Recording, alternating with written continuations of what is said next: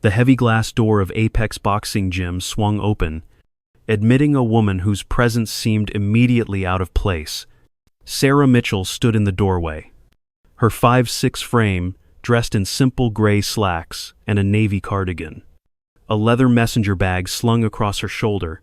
At 34, her face carried the quiet confidence of someone comfortable with being underestimated. The gym's interior hit her with familiar scents: sweat, leather, disinfectant, the rhythmic sounds of speed bags, jump ropes, and grunts formed a symphony she hadn't heard in 8 years.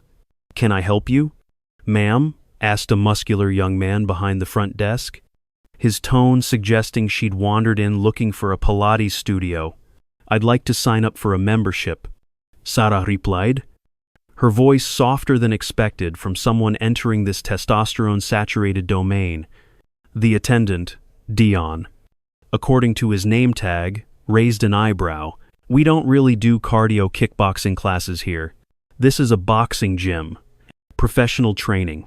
"I'm aware," she said, sliding her ID across the counter. "Standard membership. Please."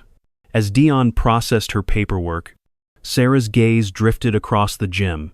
In the far corner, a crowd had gathered around a man demolishing a sparring partner with methodical brutality. Jason, the executioner, Reed, 6-time world heavyweight champion, current title holder, notorious for ending his opponents' careers along with the fights. "You need to sign the waiver," Dion interrupted her thoughts. As she signed, Reed's sparring partner was being helped out, legs wobbling, blood streaming from his nose. "Third one this week," Dion commented admiringly. "No one lasts more than 2 rounds with the executioner these days." Reed climbed through the ropes, his 6'3" frame glistening with sweat. Championship swagger in each step, his entourage surrounded him immediately, offering water, towels, and endless praise. "Who's next?" Reed called out. "Nobody? Come on. Someone give me a workout today." His gaze swept across the gym and landed on Sarah. A smirk formed on his face, followed by a dismissive chuckle. "Maybe the librarian wants to try," he said loud enough for half the gym to hear, generating sycophantic laughter. Sarah accepted her membership card without reacting. Though something flickered behind her eyes, a momentary calculation, cold and precise. "Changing rooms are that way," Dion said, pointing, though seriously. "Lady, you might want to check out Fitness World down the street. It's more, you know." "Thank you," Sarah replied politely, "but I'll be fine here." As she walked through the gym, she felt dozens of eyes tracking her movement, some curious, others dismissive, a few openly hostile. She'd expected this, counted on it. Even. What no one at Apex Boxing Gym realized was that Sarah Mitchell had spent most of her life being underestimated, and she had made an art form of using that mistake to her advantage. 3 days later, Sarah arrived at 5 o'clock. When the gym was nearly empty, dressed in simple black leggings and a gray performance top, she wrapped her hands with practiced precision. Her movements were economical, each turn of the cloth purposeful. She started with a jump rope, her rhythm perfect, breathing controlled. 30 minutes without a single misstep. The few early morning regulars barely glanced her way, another fitness enthusiast trying boxing as the latest fad. They assumed. From his office overlooking the floor, Victor Ramirez watched with growing interest. At 62, the former championship trainer had seen every type of fighter come through his gym. Something about this woman's movement caught his professional eye: the balance, the footwork, the discipline. Sarah progressed to the heavy bag, beginning with basic combinations. Nothing flashy, nothing to draw attention. But Victor noticed what others missed: perfect weight transfer, textbook rotation in her hips, and punches that landed exactly where they were aimed. Again and again. "Your form's not bad," came a voice behind her, Sarah turned to see a young fighter she recognized, Lucas Torres, up-and-coming welterweight. 14-0 record with 11 knockouts. Thanks, she replied, turning back to the bag. You taken classes before? A little. Her next punch landed with a particularly solid thwack. Lucas raised an eyebrow. Mind if I hold pads for you? Just curious. Sarah hesitated, then nodded. This would be the first test, revealing enough skill to establish herself, but not enough to raise questions. Lucas held up the mitts, calling out simple combinations. Sarah followed his instructions, holding back significantly. Even so, the precision of her punches and flawless technique were impossible to completely disguise. Damn, Lucas said after a particularly sharp combination. That's more than a little experience. Their session had drawn attention. Several fighters had paused their workouts to watch. Got yourself a cardio kickboxer with some actual skills. Lucas, one called out, generating chuckles. That afternoon, the gym was packed when Jason Reed arrived for his daily training session. His entourage had grown, now including social media personnel documenting his every move. Champions are made when no one's watching, Reed announced to the camera. Though he had timed his arrival for the gym's busiest hour, Sarah was working a speed bag in the corner. Her rhythm hypnotic and perfect, she kept her back to Reed's entourage, but angled toward a mirror that allowed her to observe him without being obvious. Reed was preparing for his title defense against Brazilian challenger Marco Santos. 6 weeks away. The fight was generating massive interest. Reed's last 5 opponents had all been carried out on stretchers. That's the woman I mentioned, Dion said to one of Reed's trainers. Been coming in at 5 a.m. every day. Lucas says she's got skills, Reed overheard, his attention drawn to Sarah. Is that right? Reed said loudly. Hey, library lady, I heard you've got skills. The gym quieted as Sarah stopped, turned, and faced the champion. Her expression remained neutral, unreadable. Want to show us what you've got? Reed continued. Jimmy here is about your size. He'll go easy on you. Laughter rippled through his entourage. Jimmy, who outweighed Sarah by at least 30 pounds, cracked his knuckles theatrically. No thank you, Sarah said quietly. I'm just here to work out. Victor Ramirez emerged from his office. Leave her be. Reed. Not everyone's here for your social media circus. Reed's smile tightened. Victor was the one person at Apex he couldn't bulldoze, and the old trainer had too much respect in the boxing world. As Reed reluctantly returned to his training, Victor caught Sarah's eye and gave her a nearly imperceptible nod. She returned to her workout. But a new tension had entered the gym. Lines were being drawn. And somehow, this unassuming woman had become the center of an unspoken conflict. The nightmare always began the same way. The roar of the crowd at MGM Grand, the blinding lights, the announcer's voice echoing, and still undefeated. Jason, the executioner Reed. Sarah woke in her sparse apartment. Sheets twisted around her legs. Breath coming in shallow gasps. The digital clock read 3:17 a.m. Early, even by her standards, but sleep wouldn't return now. It never did after that particular memory. By 4:30, she was at the gym's entrance. Victor Ramirez was already there, unlocking the door. Early bird? He commented, holding the door for her. Couldn't sleep? She replied. Fighting ghosts? The question made her pause. Something like that? In his small office, Victor poured 2 cups of coffee.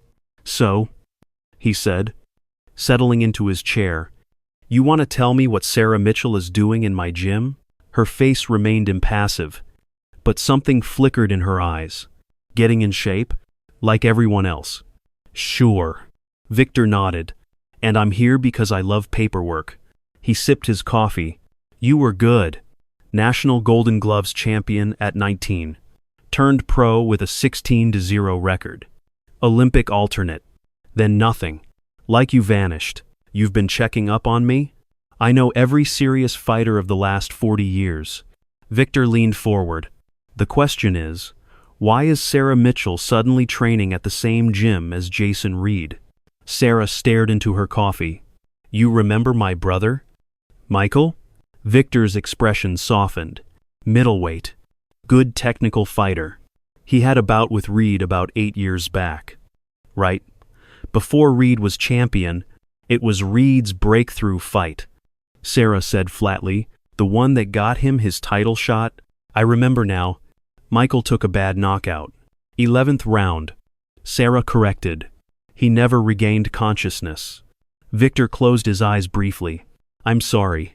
I didn't make the connection. Most people don't. I went back to my maiden name after. Sarah's fingers tightened around her cup. The official cause was subdural hematoma, a brain bleed from accumulated damage. But you don't believe that's what happened. Michael was technically superior in every way. He was winning on all scorecards going into the 11th.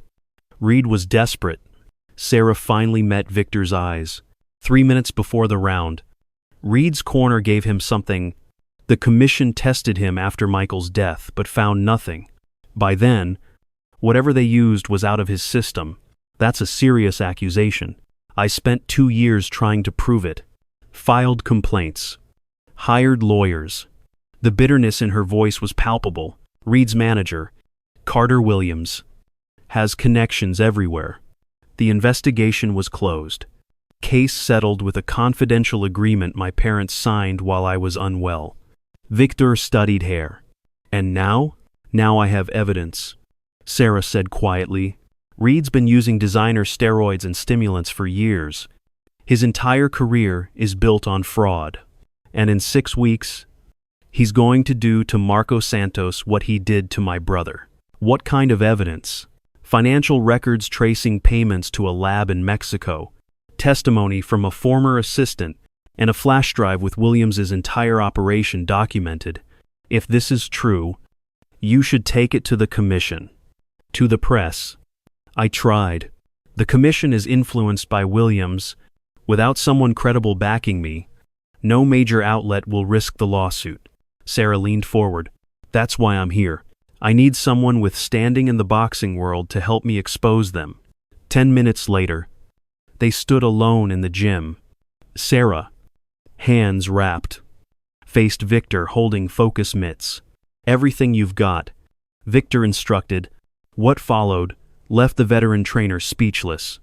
Sarah's transformation was complete, her strikes blindingly fast. Power generated from perfect technique, footwork fluid and precise. Each combination landed with devastating accuracy. When they finished, Victor stood silent for a long moment. You've been training this whole time. Sarah nodded, barely winded. Different gyms, different cities, never staying long enough to be remembered. You're better than before. Much better. I had nothing else to do with my grief. Victor removed the mitts. Decision made. We start tomorrow. 5 a.m. What you've shown the gym so far is your cover, moderately skilled amateur getting back in shape. We'll build on that. And the evidence?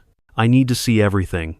If it's solid, I have contacts, honest ones, at ESPN and Sports Illustrated. Victor's eyes held hers.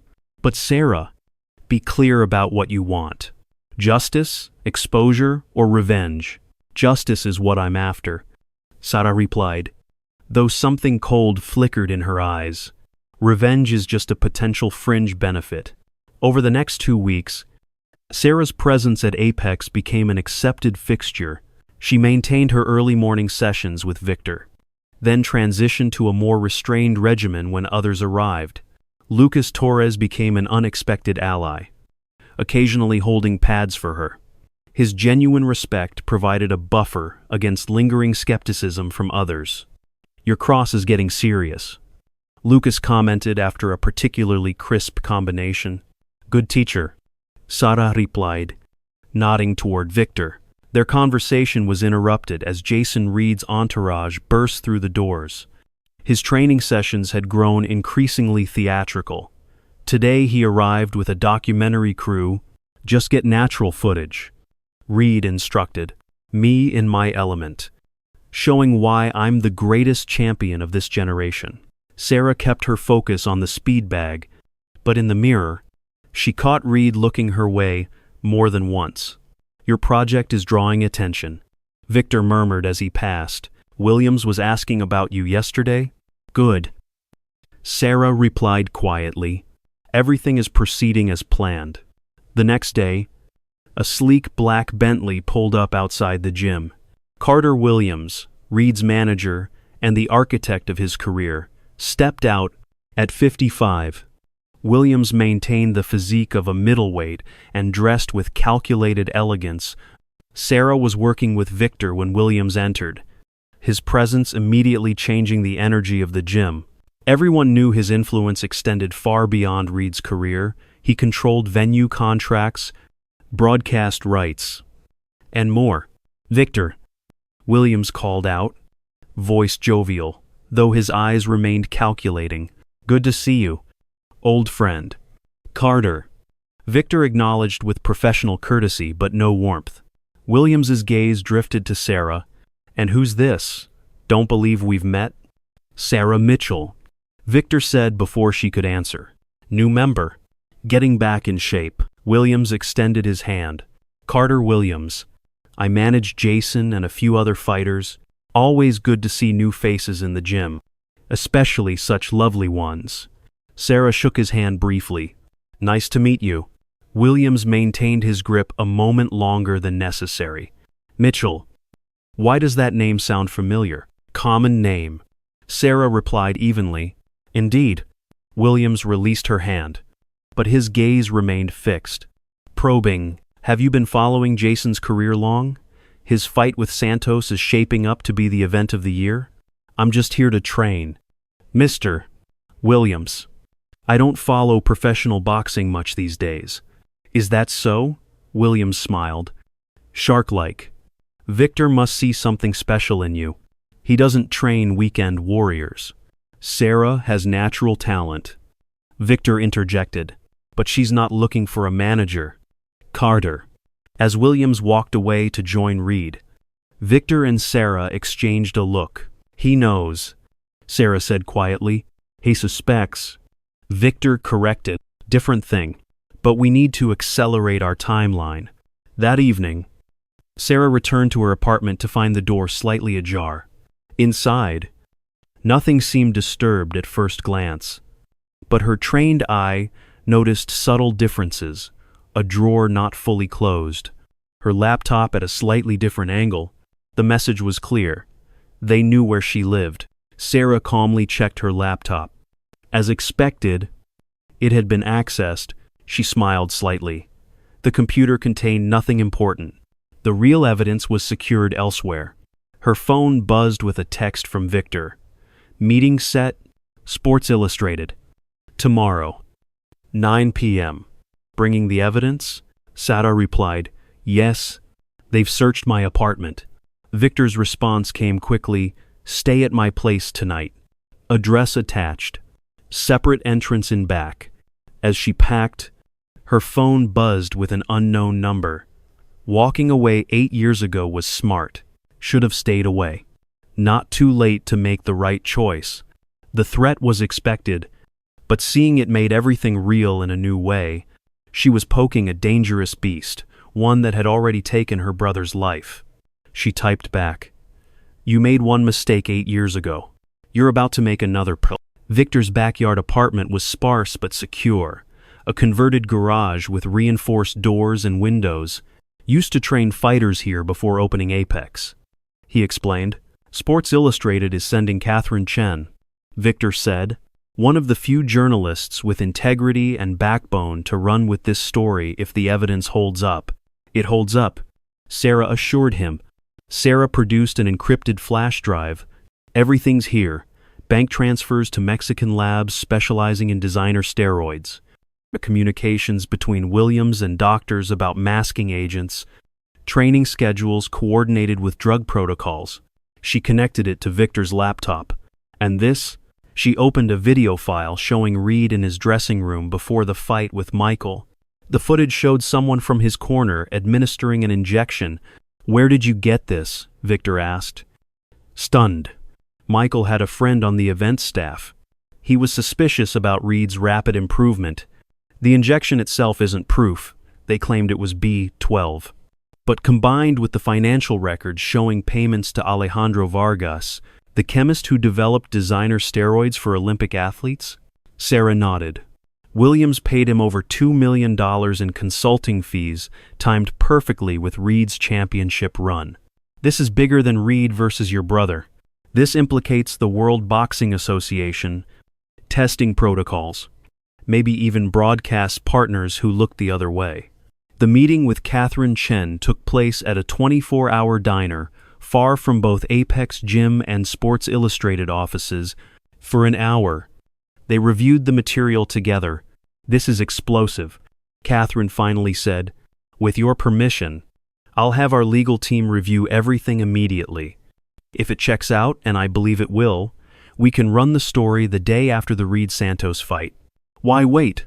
Sarah asked. "Maximum impact," Catherine explained.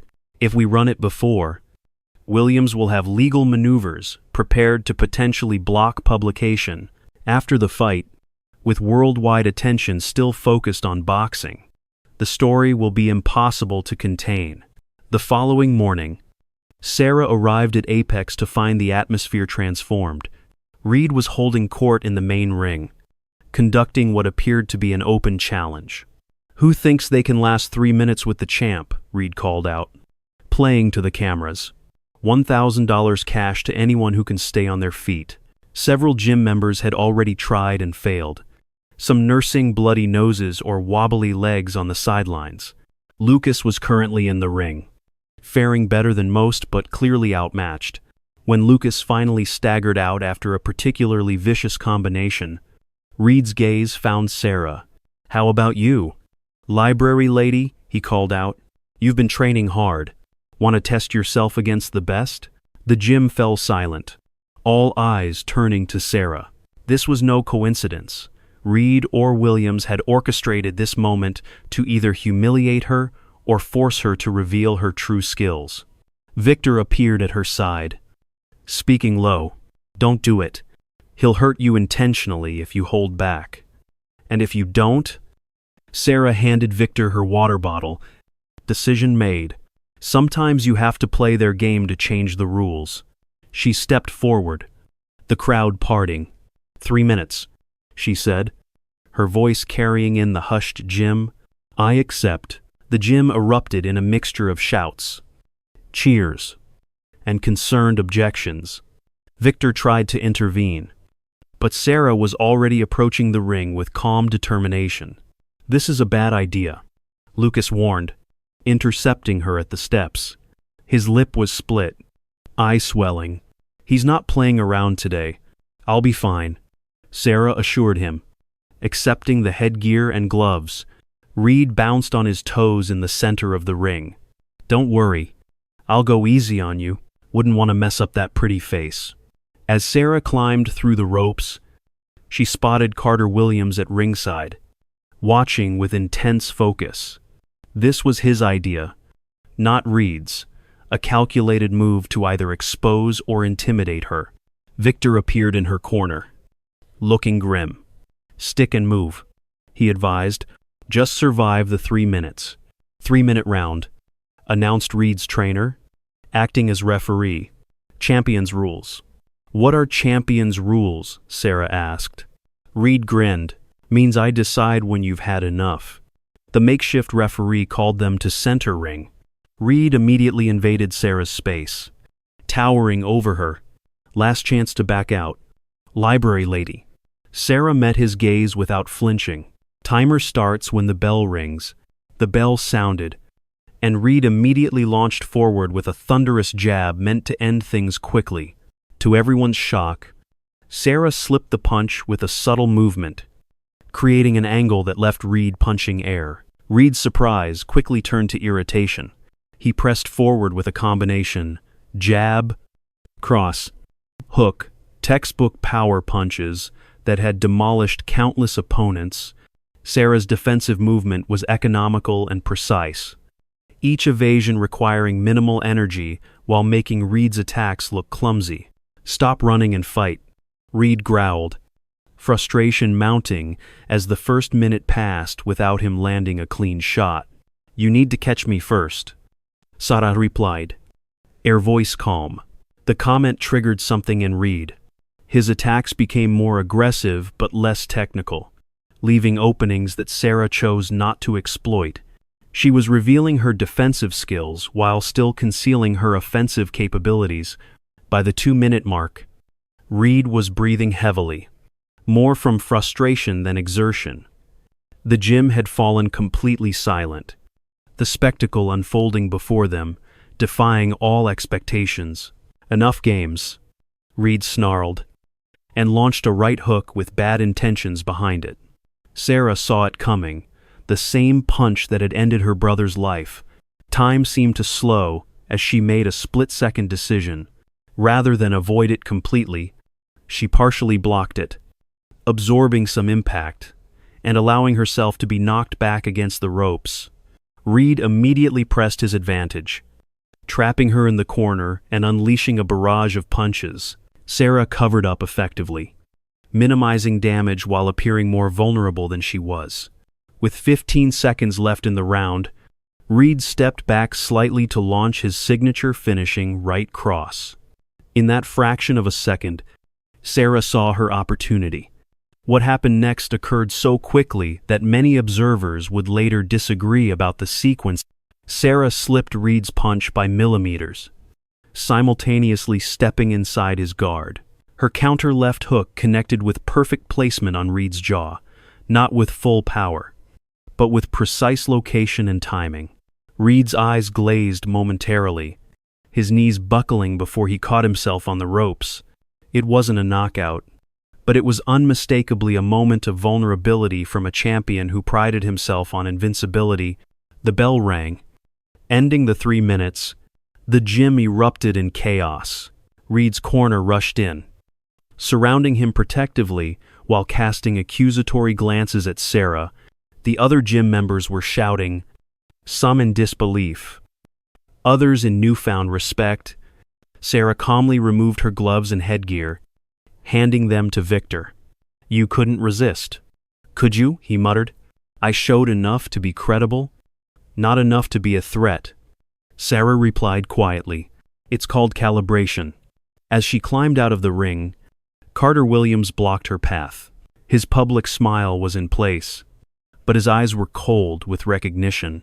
"Impressive performance, Miss Mitchell," he said, voice pitched for her ears alone.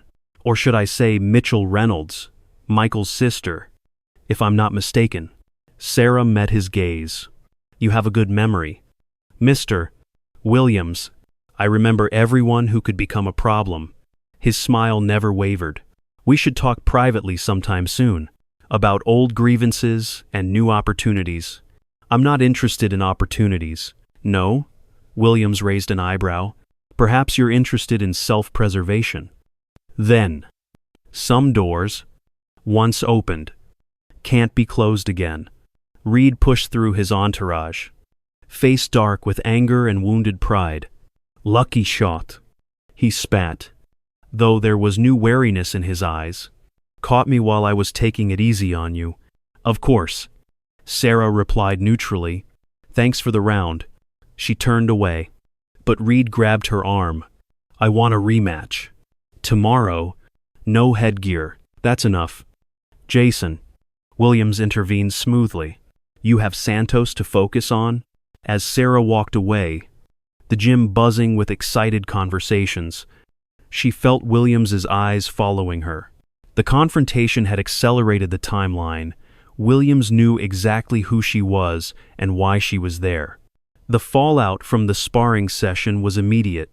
By evening, grainy cell phone footage of Sarah rocking the world champion had spread across social media. Sports blogs picked up the story, dubbing her the librarian, who had stood toe-to-toe with the executioner. This complicates things, Victor said, showing Sarah the growing online buzz. Williams will be doing damage control on multiple fronts now. Good, Sarah replied. The more distracted they are, the better. They're not distracted, they're focused. On you. Victor's concern was evident. Williams knows exactly who you are now. Sarah's phone buzzed with a text from Catherine Chen. Story fully verified. Legal gave green light. Still set for post-fight release. Video making waves. Need comment? No comment. Sarah replied, showing the exchange to Victor. Williams won't wait that long to move against you. Victor warned. He'll try to discredit you first, then use more direct methods if necessary. As if on cue, Sarah's phone rang with an unlisted number. Mitchell, she answered. Miss Mitchell Reynolds. Carter Williams's smooth voice replied, I think it's time for that private conversation. I have nothing to say to you. Oh, I think you do, particularly regarding certain accusations you've been gathering about my client. Williams's tone remained conversational, but the threat was unmistakable. The Blue Diamond Bar. 1 hour. Come alone. Or certain parties might receive information about your brother's less savory activities before his unfortunate accident. The line went dead. Williams? Victor asked. When she nodded, he continued, What did he threaten? He's going to smear Michael's name if I don't meet him. Sarah pocketed her phone. Claims to have damaging information? It's a trap. He's trying to get you alone. Of course it is. Sarah agreed. But it's also an opportunity. He's worried enough to meet personally rather than sending intermediaries. The Blue Diamond was a high-end bar frequented by boxing industry insiders. Williams had secured a private booth in the back, partially screened from the main area. Miss Mitchell Reynolds. Thank you for coming. He gestured to the seat across from him. Can I order you something? Let's skip the pretense, Sarah said, remaining standing. You threatened my brother's reputation to get me here. What do you want? William's smile tightened slightly. Please, sit. What I want is simple. To understand your objective and reach a mutually beneficial arrangement. Sarah slid into the booth. Maintaining distance from Williams, there's no arrangement to be made. There's always an arrangement. Williams signaled the waitress for 2 drinks. Your brother's death was tragic. A professional risk all fighters accept, but tragic nonetheless. Your family received a generous settlement. Hush money. Sarah interrupted coldly. Compensation. Williams corrected. Now, 8 years later, you reappear with, shall we say, questionable allegations about Jason and my business practices. One wonders what your actual goal might be. Justice. Williams laughed. A sound entirely devoid of humor. Justice is a concept invented to keep the masses compliant. People like you and I deal in more concrete currencies. He leaned forward. Is it money? A larger settlement? Or perhaps revenge? The waitress delivered their drinks. Sarah left hers untouched. Here's my offer. Williams continued. $2 million. Transferred to any account you designate, anywhere in the world. In exchange, you leave Las Vegas tonight and never approach Jason or anyone in the boxing world again. Fabricated evidence. Does it matter? Dead men can't defend themselves against whispers. Williams's expression hardened. And that's just the beginning. Cross me, and your life becomes complicated in ways you cannot imagine. Sarah was silent for a long moment, studying Williams. Finally, she spoke, her voice quiet but firm. 8 years ago, I was broken by grief, by the system that protected Reed, by people like you who profit from corruption. You thought I disappeared because I was defeated. She leaned forward slightly. I disappeared to prepare. Every day since Michael died has led to this moment. Williams's confident expression faltered. I don't want your money, Sarah continued. I want the world to know what you and Reed did, not just to Michael, But to every fighter who faced an opponent with chemically enhanced advantages, you have no proof that would stand up in court. Williams challenged. Though uncertainty had crept into his voice, I don't need court. I have enough for the court of public opinion. Sarah stood up. The story breaks after the Santos fight. Nothing you do to me will stop it now. Williams's composure cracked. Do you have any idea what I'm capable of? People who cross me don't just lose careers, they lose everything. I've already lost everything that mattered. Sarah replied calmly, That's what makes me dangerous. You can't threaten someone who has nothing left to lose. She stepped around him, but Williams grabbed her arm roughly.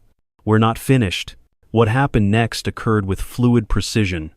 Sarah executed a simple wrist lock that broke Williams's grip and left him gasping in pain. We are finished, she said quietly. Touch me again, and I'll break more than your grip. Sleep proved impossible that night. Sarah lay awake, listening to every creak and distant sound. Mind racing through contingencies.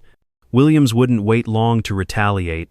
Her phone buzzed at 3:18 a.m. with a text from an unknown number. Turn on SportsCenter now.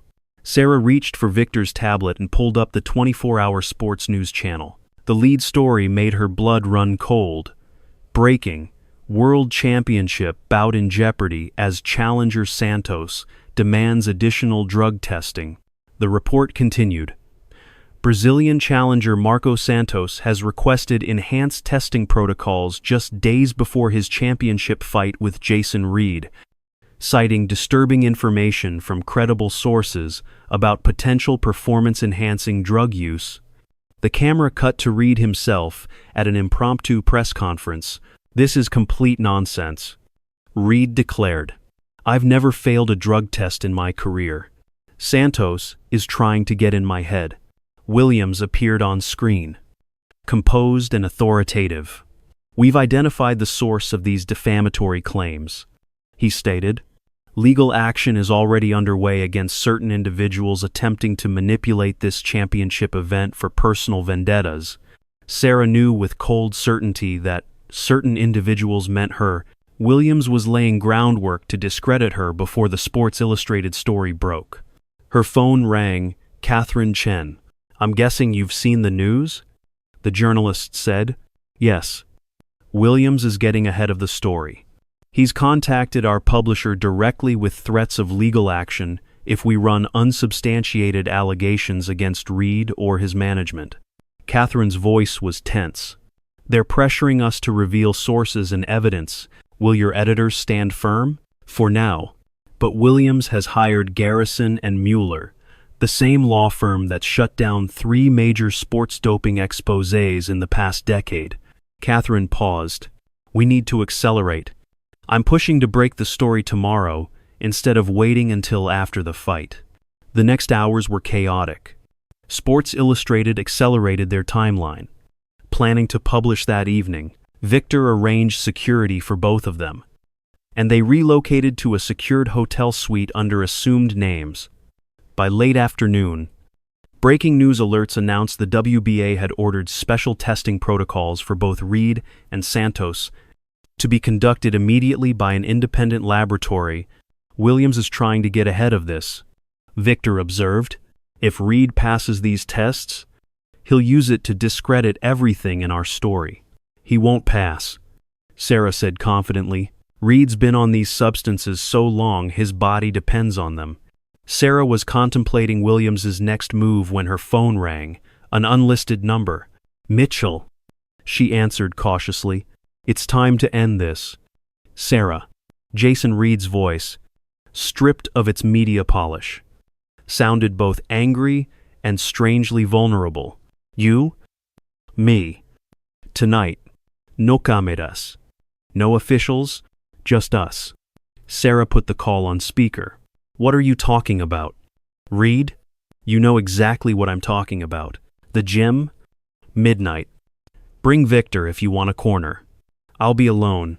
His breathing was heavy with emotion. We settled this the way it should have been settled 8 years ago.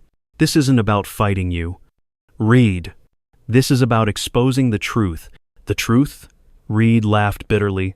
The truth is, your brother was weak. He couldn't handle facing someone better. Just like you can't handle that he lost fair and square. Sarah's grip tightened on the phone, but her voice remained steady. We both know that's not what happened. Then prove it. Tonight? Or I publicly name you as the source of these lies. Call you out as a coward hiding behind journalists.